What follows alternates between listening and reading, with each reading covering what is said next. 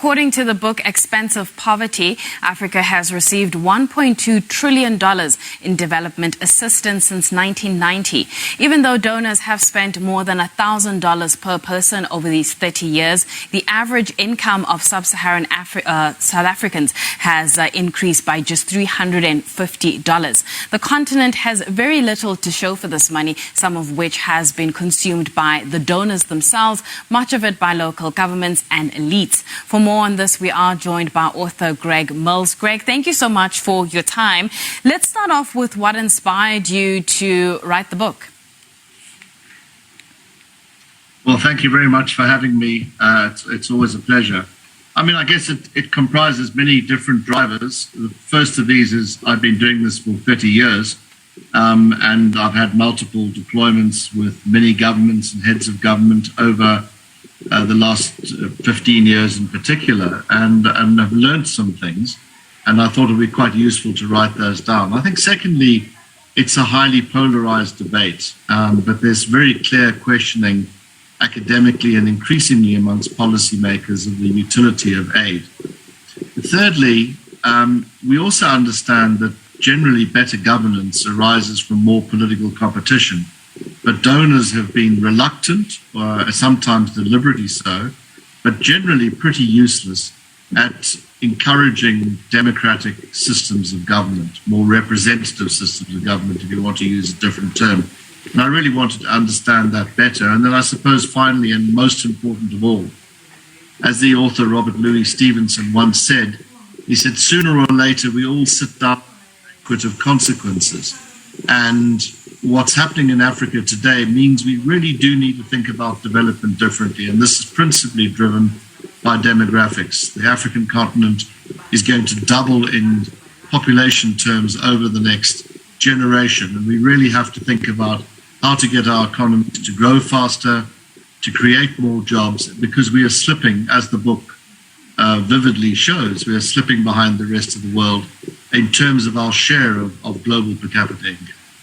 Greg, I can imagine there are others who've also, picked up some of the flaws you've seen with the system of aid. Where are we in the conversation of perhaps, not necessarily eliminating the system of aid, but fixing where the flaws are right now?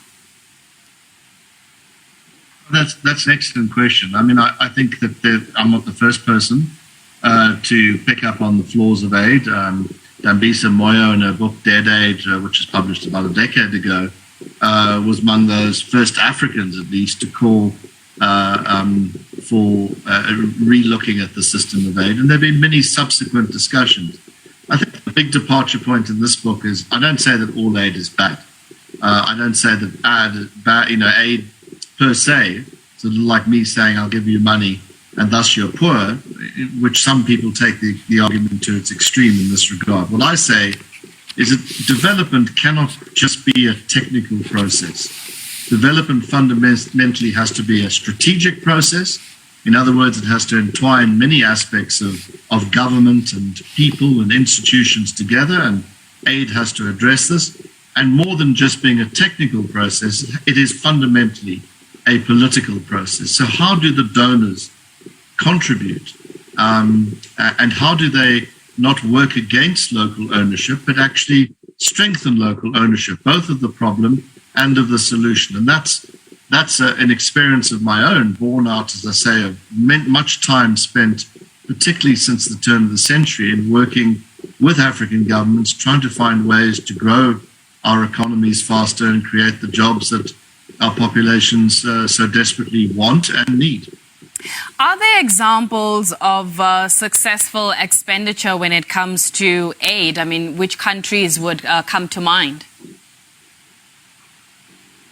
Well, one of the great pleasures of my job has been the ability to seek best practice around the world, and there are examples of aid money being spent very well.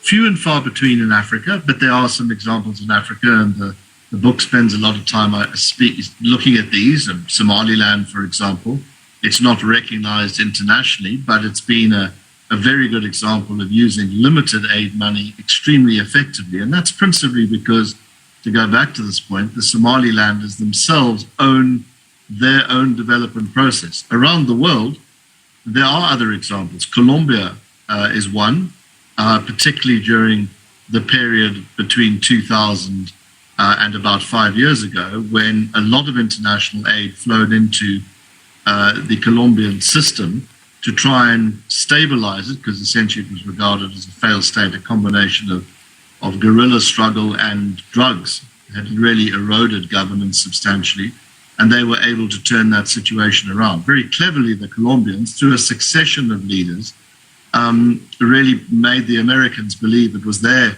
assistance that turned it around, but the Colombians shaped that belief and actually owned again the Plan Colombia, as it was called. And I spent a lot of time talking to some of those presidents, and they're reflected in this book. And then finally, I think from Asia, there's widespread learnings about what to do about aid, from Vietnam to Singapore, to a range of examples across the Southeast Asian region in particular. And there, I think the simple lesson is, again, aid worked because the Southeast Asians owned their development process.